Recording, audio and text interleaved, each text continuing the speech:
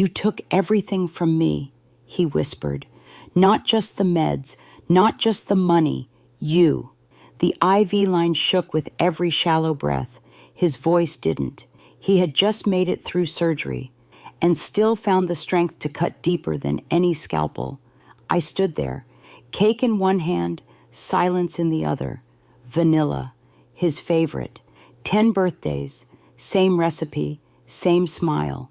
But today, his eyes didn't land on the cake. They landed on everything I'd broken. A few hours earlier, I made a choice. One call, one account, 2 people I couldn't afford to lose, and I chose wrong. At least, in his eyes. He doesn't know why, not yet. But when trust bleeds out on a hospital bed, you don't get to explain. Because some betrayals don't scream, they whisper, through birthdays that feel like funerals. I wasn't always the villain in his story. 10 years ago, I was the woman who remembered his work passwords, preheated his coffee mug in winter, and knew exactly when his silences meant stress, not anger. He used to call me his anchor. Now, I was the wave that pulled him under. Before the surgery, we lived in quiet patterns. Not romantic, not tragic, just lived in. He worked overtime. I ran the rest. The house, the errands, the I'll-handle-it parts of life no one claps for. There were no grand gestures, no flowers, just the steady rhythm of presence. And I never asked for more. But presence gets lonely when it isn't noticed, when anniversaries are forgotten, when thank you turns into finally, and when your name becomes, "Can you grab that?" more than "I love you." Still, I stayed. That's what loyalty looks like, right? So when he said, "You've got me, right?" before the anesthesia hit, I nodded. Of course I did, but life doesn't pause for love. That same morning, my phone rang. My mother. Heart attack. No insurance. Critical. One room over, my husband was being put under. Another room over, my mother was flatlining. And me? I was in the hallway, holding a hospital coffee, a shared bank card, and a choice that didn't feel like a choice. I picked. Fast. Quiet. Alone. I didn't cry. Not then. Not yet. But in that moment, 2 doors, 2 lives, I felt something shift. Not a scream, not a crack, just a slow, silent break I'd later recognize as irreversible. Because maybe love isn't about the promises we make when things are calm. Maybe it's about who we're willing to abandon when the storm hits, and what happens when we realize we picked wrong. The morning of his surgery, the hospital smelled like bleach and burned toast. He was cracking jokes, playing brave, telling me the gown made him look like a monk who moonlights as a Jedi. But his fingers clutched mine too tightly for the lie to work. I slipped a note into his overnight bag when he wasn't looking. "You've got me, always." It felt like a promise I wouldn't know how to keep. We kissed, out of habit, not passion, and for a split second, I wondered, if this was the last time, would it be enough? They wheeled him away at 8:42 a.m. I watched the doors close behind him like curtains on a stage I was no longer part of. And then, stillness, until my phone rang. My mother, cardiac arrest, same hospital, different floor. One room held the man who trusted me with his life. Another held the woman who gave me mine. Both slipping, both waiting. And me? I stood between 2 heartbeats I couldn't hold, 2 monitors I couldn't unhear. I picked, fast, quiet, alone. But something in me snapped, not loudly, not suddenly, just a quiet tear somewhere deep, like the thread holding who I thought I was and who I was about to become. Because sometimes love doesn't ask you to show up for everyone. It dares you to choose who you might have to let go. And the moment I swiped that card, I became a stranger to the man I swore I'd never abandon. When he woke up, I wasn't there. I was 2 floors down, outside the cardiac ICU, still clutching a receipt that made my hands tremble. Hospital charges unpaid, the pharmacy invoice, and the final 3 digits of our joint account, nearly drained. By the time I got back to his room, the nurse was adjusting his IV. "He's been asking for you," she said gently, but with a look I couldn't quite read. I walked in, trying to steady my breathing. He turned toward me, eyes half hazy from anesthesia, but his gaze cut clear. "Where were you?" His voice cracked, dry as sandpaper. I managed a small smile. "Just stepped out for a minute." He glanced at the bedside table, then back at me. "The meds," he said. "They didn't bring the meds." I followed his eyes to the sealed envelope. Still there, still untouched. "I thought you handled it yesterday," he whispered. Something shifted in the air, a weight. His words weren't angry. They were confused, raw, like a child realizing the person they trust most has disappeared mid-sentence. I opened my mouth, and that's when the real war started. Not between us, inside me. He still looked fragile, hooked up to wires, his hand resting near mine, not reaching for it. And in that second, I thought, if I tell him the truth now, I lose everything. But if I lie, I might just buy time. So I lied. "Billing messed it up," I said. "I'll fix it." He didn't respond, just nodded, slowly. But when I reached for his hand, he let it slide off mine, softly but intentionally. Like trust itself had stepped back. It wasn't suspicion in his eyes. It was recognition. Like some voice inside him, quiet for years, had finally started screaming. And what hurt most wasn't the missing meds. It was knowing I'd made my move, when he couldn't move at all. He didn't yell. That's what surprised me most. No explosion. No, "How could you?" No storm of betrayal. Just silence. The kind that makes your skin itch. The kind that makes you wonder if someone's already left before they actually do. He didn't look at me the rest of the day. When the nurse came in, he answered her questions like I was furniture.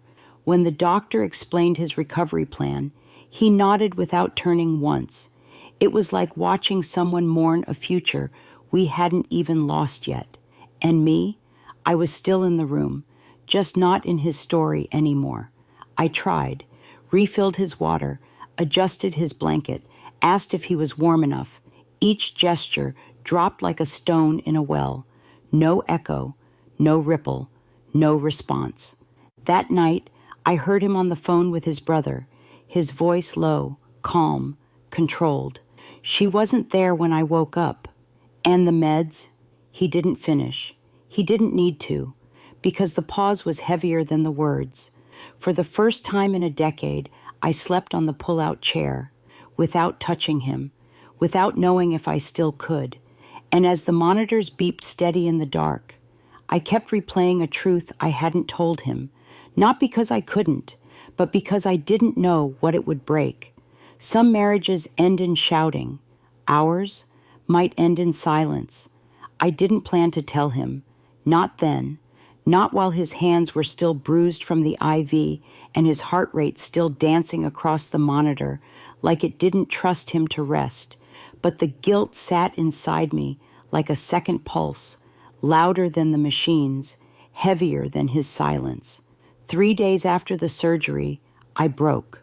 Not in some grand confession, not in tears, but in the break room, while stirring powdered creamer into hospital coffee. I just said it. My mom had a heart attack. Same day, same time. The nurse beside me froze mid-step. I stared into the coffee like it might rewrite the memory. "She's okay now, but they wouldn't operate unless we paid up front."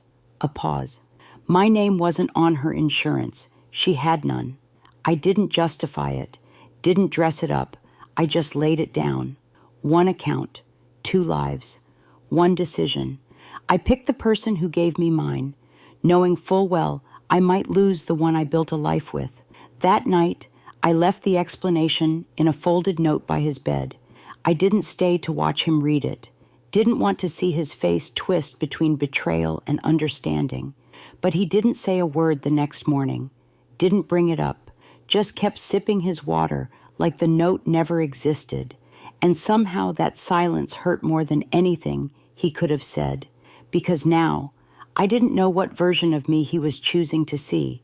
The traitor, the daughter, or the woman who was forced to choose between love and blood. And what if he never forgave either one? For 2 days, we lived in polite silence. No shouting, no accusations, just shallow conversations. You okay? Yeah. Need anything? No. But everything felt like a bad improv scene where both actors knew the lines were fake. He didn't ask about the note, and I didn't bring it up. I told myself maybe he was processing, but deep down, I knew what was really happening. We were beginning to unwrite each other. The first twist came on day 3, when he asked to be discharged early. He didn't look at me when he said it. Didn't say, I want to go home. Just, I called my dad. He's picking me up tomorrow. That hit harder than any accusation ever could. His parents live 3 hours away. He hates that house. But he'd rather recover there than under the same roof with me. The second twist came later that night. I got a call from the pharmacy. Hi, this is follow-up from billing. We noticed the remaining meds were never picked up, and the hospital submitted a refund request on your behalf. My stomach dropped. He hadn't just decided to go. He'd reversed the charges I authorized. The refund hit our joint account, but he'd already removed my name. And just like that, I wasn't just his wife in question. I was the woman locked out of her own financial safety net. The third twist came the next morning. My phone buzzed. Your mother is stable, responsive. I should have cried. I didn't. I just sat there in that cold hospital chair and realized the person I emptied our account to save might never remember the sacrifice, and the person I hurt in the process might never forgive it. That's when something shifted. I wasn't just the betrayer anymore. I was the one being left behind, slowly, methodically, and without a single raised voice. And it made me wonder, when you choose between 2 lives and end up losing both, what's left of you in the middle? People think rock bottom is loud, that it's tears on the bathroom floor or screaming into the void. But mine was quiet, just a Tuesday, no calls, no texts, no ring on my finger. I woke up in an empty house that still smelled like his cologne, his slippers by the door, like he might come back and step into them, but he didn't. So I started over, not with grand gestures, but with quiet, stupid, stubborn things. I took extra shifts at the clinic. I packed his remaining things into boxes, but left the note he never mentioned, tucked in the nightstand. I kept paying half the bills, even though no one asked me to, because I wasn't trying to win him back. I was trying to look myself in the mirror again, without flinching. Some days I failed. Others, I surprised myself. I learned how to live with regret like it was an extra limb, awkward, clunky, but mine. And somewhere between paycheck 3 and week 7, I baked the cake again. Vanilla, his favorite. I didn't send it, didn't text him a picture. I just lit one candle, watched it flicker in the kitchen light, and whispered, I'm still here. It wasn't an apology. It wasn't forgiveness. It was a marker of everything I lost and everything I was quietly, stubbornly rebuilding, piece by piece, because sometimes strength doesn't roar. Sometimes it just keeps showing up, even when no one claps. And maybe he was watching, maybe not. But someone has to be the first to stay soft, even after everything's gone hard. They say trust, once broken, never fully returns. Maybe they're right, but I also think sometimes it comes back wearing different clothes. Not blind this time, not naive, but stronger, wiser. Because what I've learned, painfully, humbly, is that when you hit your lowest point, the silence around you teaches you who you really are. I used to think love meant sacrifice, giving until it hurts, saying yes when you're crumbling inside. But now I know, love without boundaries isn't love. It's erosion. And the irony? I didn't betray my husband because I stopped loving him. I did it because I didn't know how to fight for both of them, my mother and him. So I defaulted to survival. And survival doesn't always wear a halo. But here's what no one tells you. Forgiveness is rarely thunderous. Sometimes it's quiet gestures, a repaired lamp, a coffee cup left in the microwave with a sticky note, yours. So if you're in a place where your world just cracked, where your partner looks at you like a stranger, or you look in the mirror and hate what you did, let this be the truth you carry. You are not the worst thing you've done, but you are responsible for what you do next. And sometimes strength isn't loud. It's just staying soft, even after everything hardens around you. He texted me last Tuesday. 3 words. Still got it? No context. Just enough space between syllables to rattle every rebuilt bone in my body. I didn't answer, but I did open the drawer where I kept the ring. Not because I wanted to wear it again, but because I needed to feel its weight. Cool, small, real. The kind of weight you don't carry around your finger anymore, but somewhere deeper. I don't know if we'll ever sit across from each other again, share tea like we used to, or laugh without the shadow of what we did to each other. But I do know this. Some endings don't explode. They whisper. And some stories, they don't wrap in ribbons. They fray. Still, in the unraveling, you find the thread that was always yours to hold. So I didn't text back. I just put the ring down, closed the drawer, and let the silence say what needed to be said. Maybe he'll show up. Maybe not. But this time, if he does, he'll knock.